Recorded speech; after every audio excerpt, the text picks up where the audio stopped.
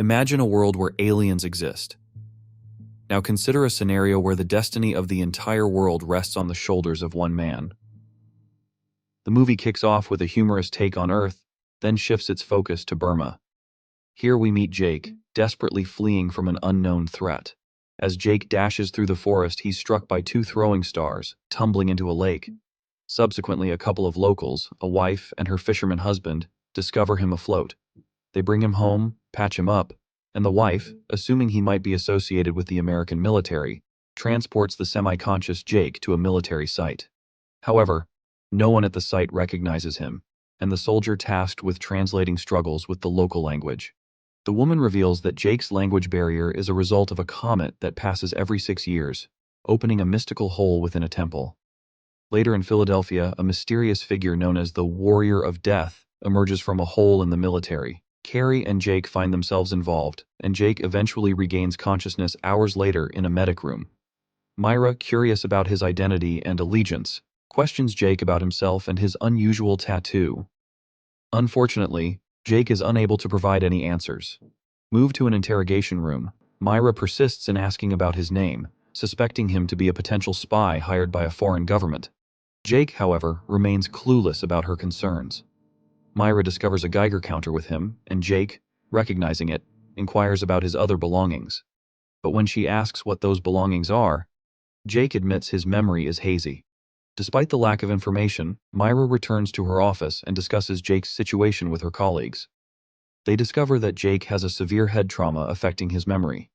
Myra suggests a slower investigation, but one of her co-workers ignores her advice and attempts to apprehend Jake alone.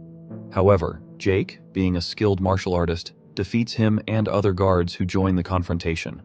Myra intervenes and uses a sleeping medication to subdue Jake. When he wakes up, he finds himself tied to a chair.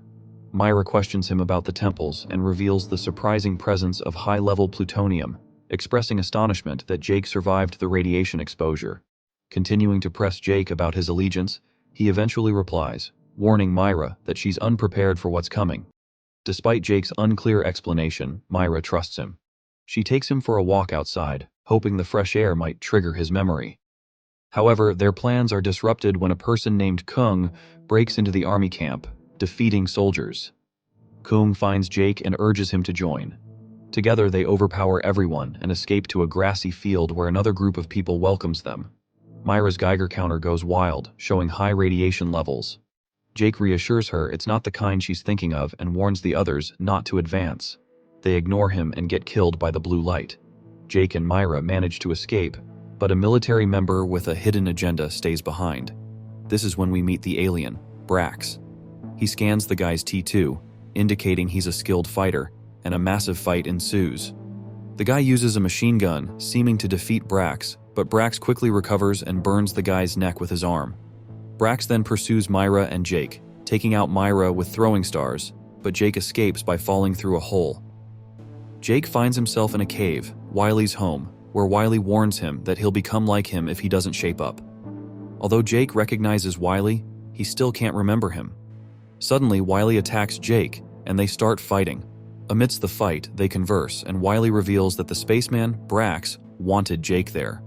Wiley discloses that Brax taught them jujitsu, a fighting style the group uses.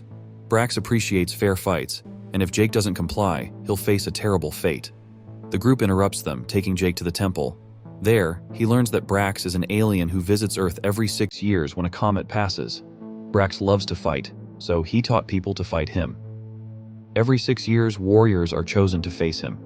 If they fight bravely and win, Brax returns to his planet. However, if they refuse or lose, Brax stays on Earth and wreaks havoc. Wiley discovers that Jake is one of the 9 chosen warriors, once the leader of the group. However, Jake doesn't remember anyone. The group equips him with weapons and a jacket to hide his identity from Brax until the right time. They explain that the comet will pass tonight, and they must face Brax before then to meet his conditions. They assure Jake that he's been training for this his whole life, and as long as he fights bravely, innocent people won't suffer. Jake has a plan, and they set off. However, Brax follows them, scanning for tattoos. Warrior Forbes stops and reveals his tattoo, telling Jake to go while he distracts Brax. Braxton arrives, and a sword fight ensues between him and Forbes. Forbes is a skilled fighter, landing good hits on Brax. However, Brax's powerful healing makes it tough for Forbes, and he ends up getting badly cut. Two more people join the fight to help Forbes, but Brax easily defeats them and finishes off Forbes. Meanwhile, Jake is ambushed in the forest and knocked out by the army guy. When he wakes up, the guy reveals he's also a warrior like Jake. He discloses a crucial detail. It takes Brax 5 seconds to recover if badly hurt, which Jake could use to his advantage and finally win. Jake then reunites with Wiley, who tells him that Brax still likes him, despite Jake's actions. We are taken to a flashback of the night when Brax emerged from the portal. Jake and his team were ready to fight, but when Brax arrived, Jake got scared and ran away. Seeing how powerful Brax was, Jake was chased by him and fell into a lake after being hit by throwing stars. The flashback ends, and Wiley admits he was scared to fight Brax 6 years ago. However, Wiley's strategy of begging for his life convinced Brax that Wiley was just crazy, and Brax spared him. Brax prefers honorable fights and only attacks those he deems unfit. He despises cowards who run away, which is what Jake did. Now, many innocent people are dead. After learning this, Jake is determined to defeat Braxton and stop the killings. He gathers with the rest of the group as they prepare for the last stand. 3 people, including Carmen, stand in front of the temple to confront Braxton. He takes on all 3 at once, easily defeating 2 of them. When he faces Kim at the front, their martial arts fight is intense, but Braxton ultimately overpowers him. Jake briefly joins the fight, but as Kim retreats to the temple, Braxton turns his attention to the injured King and Carmen. Before he can harm them, Wiley steps forward, wielding his old sword. Braxton, impressed with Wiley's bravery, engages in a fair sword fight. They bow to each other and clash, with Wiley managing to stab Brax, although it doesn't do enough damage. Braxton takes him down but returns his sword, allowing Wiley to continue. Despite Wiley's brave efforts, Braxton easily defeats him. As Wiley dies courageously, it gives Jake enough time to enter the temple and rescue the other teammates. The group holds a brief memorial for Wiley, and Cameron reveals to Jake that Wiley was actually his father. This triggers a memory for Jake, recalling training sessions with Wiley. Jake and Cameron share a kiss, but their moment is interrupted by Tex and the fisherman. Cameron's wife stitches up Cameron, but suddenly Brax arrives at the temple, attacking the group. The wife manages to momentarily stop him by shooting him with a shotgun.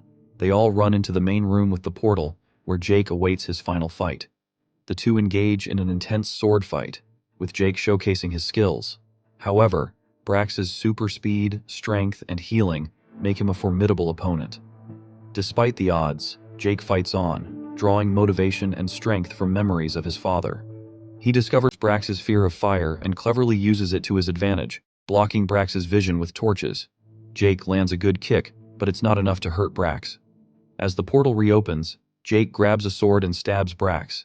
Cameron shoots an arrow, creating an opening, and Tex throws grenades into Brax's wound. Jake kicks Brax into the portal just before it closes, causing a massive explosion that blows up Brax. The victory goes to Jake and humanity, and everyone celebrates. Cameron and Jake share a moment, and the fisherman's wife reveals that Jake has ended a 2,000-year cycle.